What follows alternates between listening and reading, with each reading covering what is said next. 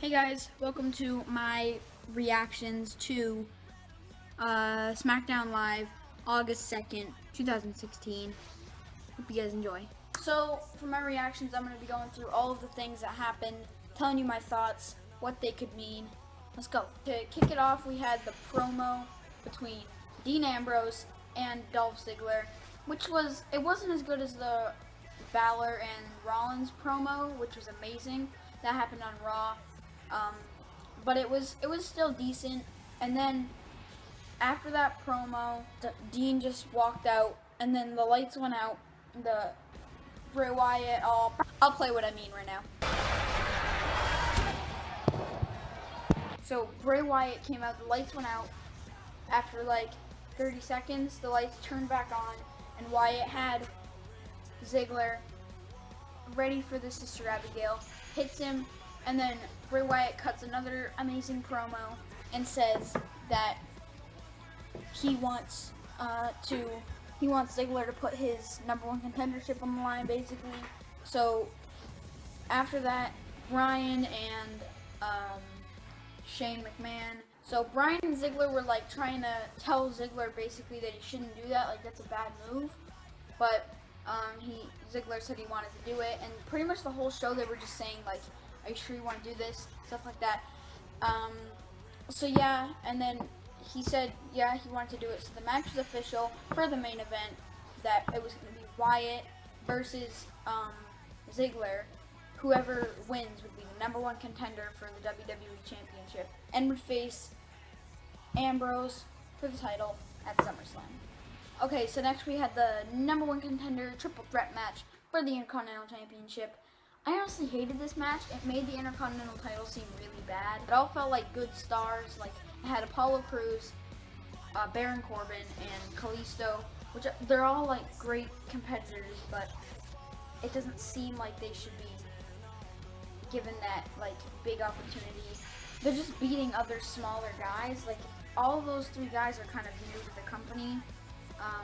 So I feel like they should have added like I'm fine with Apollo Crews winning, I guess, but they should have had someone else in there, someone bigger, but like maybe they could have put like a Ryder or maybe someone that wasn't really being used, but they could have used like Ryder, so people thought like, well, out of all these guys, Ryder would probably win, and then it would be it would be better if Crews won, because that would kind of make it more, it would make it better, because like, whoa, he just beat Zack Ryder, and Zack Ryder's getting a pretty big push. What the crap? I need a tool. Next, it announced the women's match, Becky Lynch versus Eve Marie, and I was kind of like, Eve Marie, Becky Lynch. I didn't think the match was going to be really good, and I hate Eve Marie's entrance with that guy announcing all that stuff. So Becky Lynch got in the ring, and then Eve Marie got in the ring. She did the thing where she went on the top rope and landed down. I don't know. I looked away right when it happened, but apparently she hurt her leg. It was obviously a fake injury. So it was fake as in scripted, like WWE planned it, and it was fake as in it's supposed to be fake. Like it was supposed to be fake. I'm pretty sure she was kind of smiling. But now she literally can't wrestle. Woohoo! Woohoo! Next, we had the American Alpha's WWE debut. That was good. It was against my least favorite guys on the roster right now. The Vaudevillains. I hate them. I just hate them.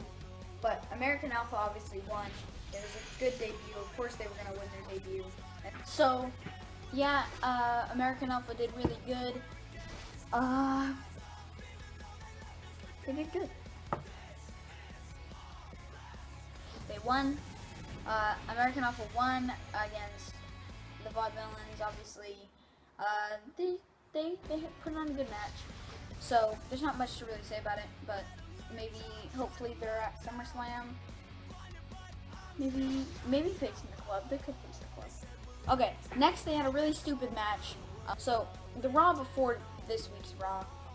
So last week's Raw, they had when Randy Orton returned, or last week's SmackDown, on Miz TV, they said, Miz asked him, why did you, right when you came back, offer to face Brock Lesnar, who's like super dangerous, and he's like, well, because I wanted to make an impact, and what if I'd come back and face Fandango? And then apparently, Fandango was so offended, so they had a match with Fandango, and everybody expected what was expected, and what did happen. Brock Lesnar returned. Brock Lesnar invaded SmackDown, just like Randy Orton invaded Raw, this week's Raw, and he invaded it, and he barged through the security, and he started pounding F5 Orton, and the match ended. So yeah, I hope they don't do it too much, invasions of the things. I don't want them to do it like every week. So let's move on. Okay, so since I didn't do one of these for Raw last night, or 2 nights ago, it was because, well, I hadn't really thought of the idea to do these. This is the first one, obviously. So I'm going to be doing like little chops of Raw if needed. So basically what happened on Raw was Heath Slater was cutting one of his normal, like, why isn't anybody putting me on their brand kind of promo, which are good, I like them. But this time on Raw, he had Jinder Mahal with him, the returning Jinder Mahal, and they were saying, like, he was saying that I have my good buddy Jinder Mahal here. We have the 2-man band. Jinder Mahal was in the 3MB with him, the 3-man band. He was in that with him. So he came back, and so basically they were saying that they should be on Raw, and Mick Foley came out and said that you two will have to have a match. Whoever wins will get a contract for Raw. So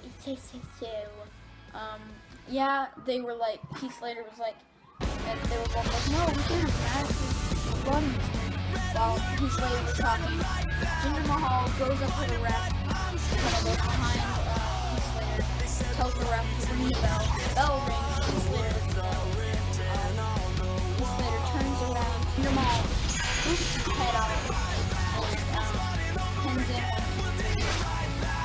So now Jinder Mahal is on Raw, and basically what happened on Smackdown was Heath Slater was talking again on Smackdown. He's a silent. He was talking to Daniel Bryan and saying, I should go on Smackdown. Why am I not getting a contract?